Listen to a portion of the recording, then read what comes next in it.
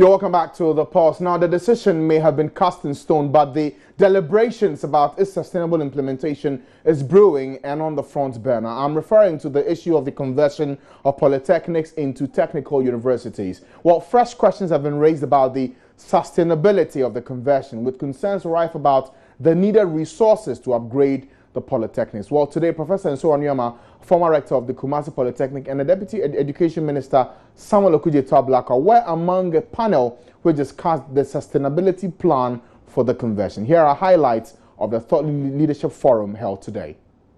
That many of us are not paying attention. All the issues that have been raised today have been addressed in this report. It is not just labeling, it's not just name change. This report, for example, on page 14 thereabout of this report, looked at how much we spend currently on a polytechnic student. And this report revealed that in 2014, for example, the polytechnics needed about 325 million Ghana cedis to run. Government was only able to provide 150 million Ghana cedis, leaving a funding gap of 54%, which works to government spending just about 2,836 Ghana cedis a year on a polytechnic student. As compared to what Germany spends, the equivalent to Ghana cedis is 19,000. And by the way, the committee I just mentioned, the technical committee, that's the committee that was sent to Germany to study, and I joined them. We went to study the German system. Can you imagine the amount of money government has to cough up, look for, to implement this? They are telling us that in order to make this work, we must move from the 2,836 Ghana cedis we are spending on a polytechnic student to 9,000 Ghana cedis. At least half of what Germany is spending. Germany is spending 18,000 Ghana cedis a year on their technical university students. We should spend at least half because of our economic conditions. And we have accepted this report. If you look at the Act 922, which has just been assented to by the President, passed by Parliament, Section 2 of the Act, requirements for conversion of a polytechnic to a technical university. It says the Council of a Polytechnic listed in Part 2 of the first schedule that intends to be converted to a technical university and meets the requirements set out in second schedule shall apply in writing to the Minister through the National Council for Tertiary Education. So let's go to the second schedule of this Act. And the second schedule talks about the conversion criteria. People are speaking as though, it's just name change and everybody can go. No. Let's look at second schedule. It has 3 requirements. One is institutional requirement, academic staff requirements, and then collaboration with industry. That's right. Under institutional requirement, it spells out what the institutions have to meet. Academic staff requirement, it spells out the caliber of academia you must have, their experience with industry, because the strong point about technical universities is that you shouldn't be a lecturer in these technical universities and you are not in touch with industry. The last time you were with industry was probably 10 years ago. You are teaching outdated things. So there must be a standing MOU, collaboration with industry, current, so that as soon as your products leave the technical university, they are fit for purpose. All the 10 polytechnics were assessed. You have to ask a question. How did we come to the conclusion that 6 are eligible? It was based on a scientific assessment. The whole idea has not been planned well. I mean, I was opposed to it right from the word go. Everybody on the committee is aware of that. But, the parliamentary system is like that. The majority will want to have their way. So even though you may be opposed to it, you can state whatever that you want to state, but they will still have their way. If you look at the current situation, it should have been bottom-up approach where we correct the structural deficiencies which Doctor was talking about. Before we talk about this thing, we talk about technical universities. I have been told on authority that was the aim of our former President Kufuor, that he wanted technical universities. He never mentioned it, but he started doing the very right things that would have corrected the structural defects. For example, that is why he put up this polytechnic in the north. Is it Wa Polytechnic? Again, if you remember, during his regime, there were massive infrastructure development in almost all the technical school polytechnics in this country. At least, though I wasn't living in Ghana during his regime, but I saw Kumasi Polytechnic changing faces massively.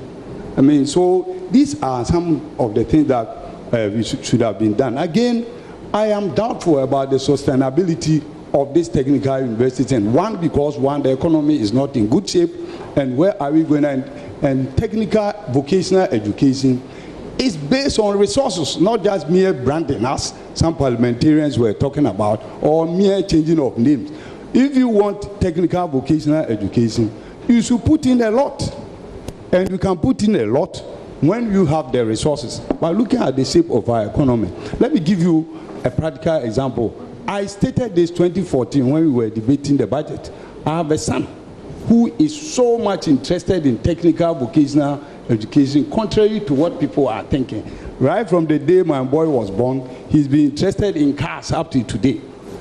When he completed Achimota School, he told me, "Daddy, as for me, don't tell me I want to go to University of Ghana or any place. I want to go to Polytechnic."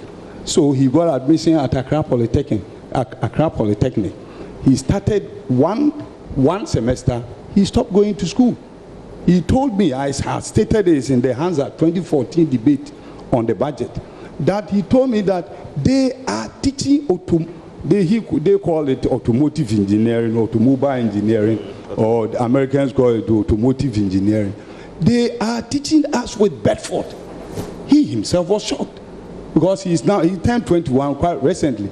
And then he had not seen a Bedford truck before. And I was thinking, if we want to teach automobile engineering in our polytechnic, what we should do is to have an array, the generation of vehicles, maybe starting from Bedford to other levels, where even in Germany, in India, where they are now producing electric solar car. I have a hybrid car, which is in between, electric and then biodiesel or fuel.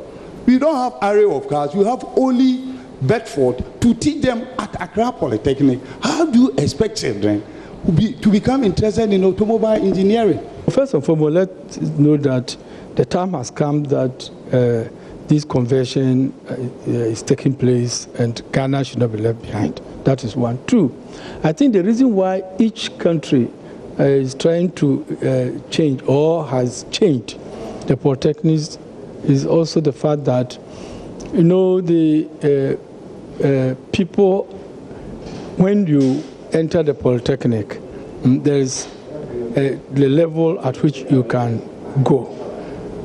Of course, in Russia, for instance, you could even go up to PhD. But in other countries, you could only go up to a certain level. Ghana's was worse, because Ghana, you could only go up to HND. And then if you wanted to do degree, you go to universities and do the degree.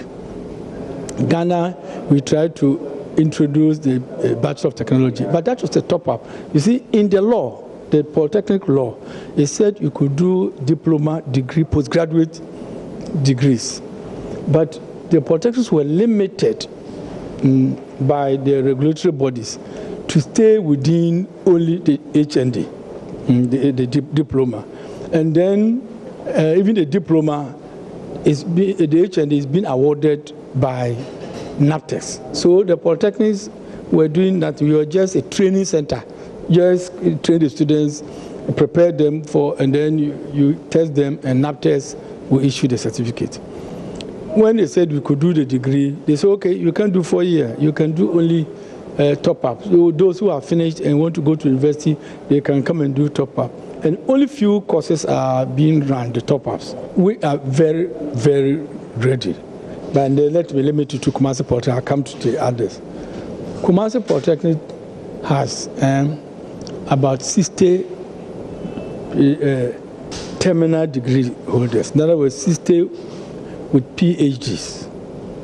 PhDs. most institutions here in Ghana may not even have that number of PhDs. We have 8 professors, and we have almost 100 senior lecturers. And in fact, when you talk of universities, it is not even the buildings. That's not it. The university, when you talk of university, you talk of facilities, there's equipment, and human resource. Because those who are going to do the teaching, they should be of a certain level to be able to impact. So I can put students here, impact. I can put them under a shed and impact. So the most important is the one who is impacting. Does he have the qualification? Does he have the ability, capacity to impact the knowledge? So once you have this, you are there already. The fundamentals are just not right. There are structural weaknesses currently that ought to be addressed, before the conversion.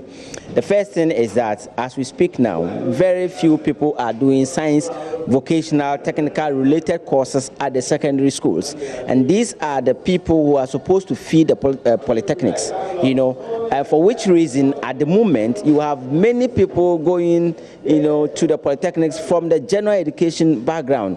And that's what is very questionable. If we are not careful, even the converted polytechnic universities will continue to deliver courses that appears to be that of the grammar type system. And that's why I have argued, and especially those at VM Africa, we have argued that we need to get the fundamentals right.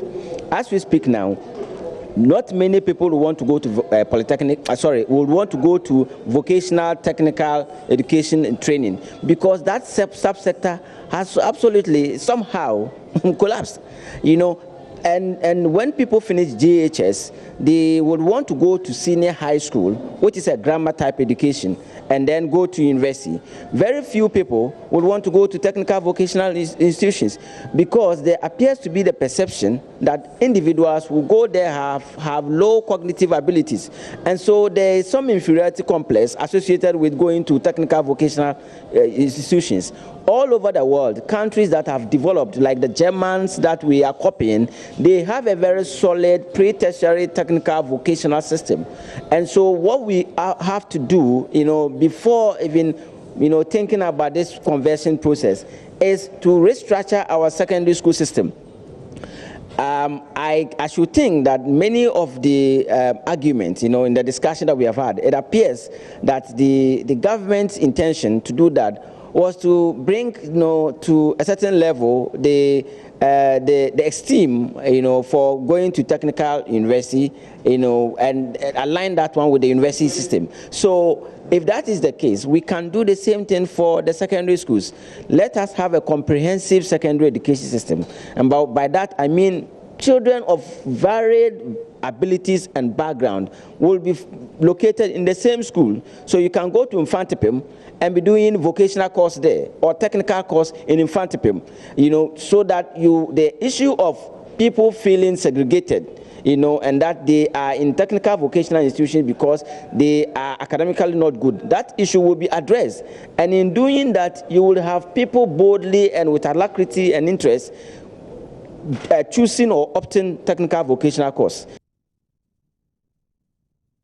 Those are some highlights from today's Joy Thought Leadership Forum on the issue of the conversion of polytechnics into technical universities. We will bring you more on this later on, but we'll pause now and bring you sports. There's an update on the Ghana-Russia game. We'll bring you that, plus some more information from the nation's women's league. Stay with us.